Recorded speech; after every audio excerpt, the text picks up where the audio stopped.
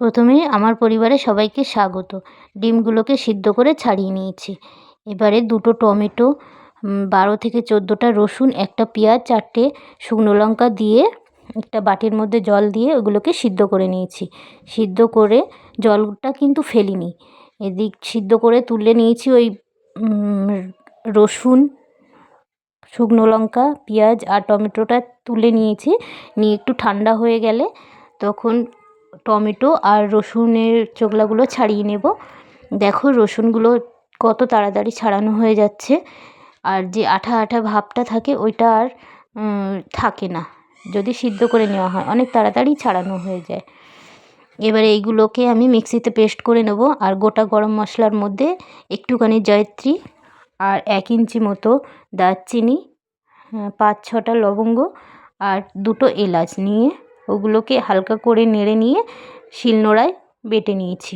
আর এদিকে কড়াইতে সর্ষের তেল দিয়ে ওই তেলের মধ্যে চিড়ে রেখেছিলাম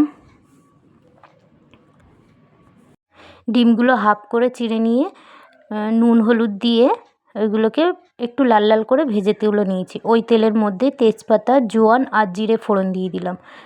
দিয়ে আর একটা পেঁয়াজ কুচিয়ে রেখেছিলাম, ওই পেঁয়াজটাকে দিয়ে বেশ একটু লাল লাল করে ভেজে নেব। আর ওদিকে যে পেস্টটা আমি বানিয়ে রেখেছিলাম ওটাকে দিয়েও বেশ কিছুক্ষণ ধরে কষিয়ে নেব।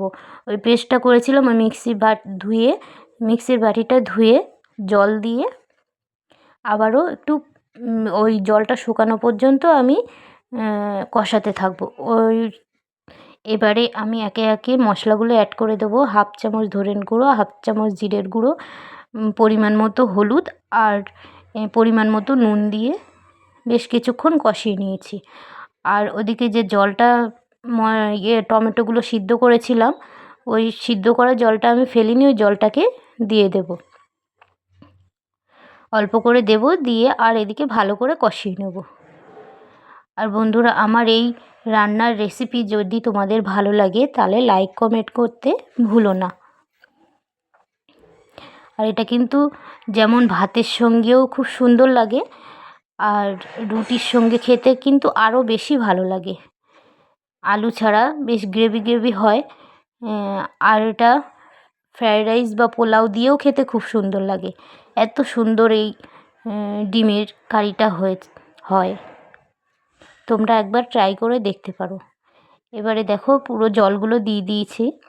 কথা বলতে বলতে আমার কষানো হয়ে গেছে। জল দিয়ে আমি ডিমগুলো দিয়ে বেশ 10 থেকে 20 মিনিট ফুটিয়ে নিলাম। এবারে যে মশলাটা আমি গরম মশলাটা শিলনোড়ায় বেটে রেখেছিলাম সেটাকে দিয়ে দেব। দিয়ে আরও 5 মিনিট ঢাকা চাপা দিয়ে ফুটিয়ে নিলেই আমার রেডি হয়ে যাবে ডিমের কারি। ট্রাই করে দেখতে পারো।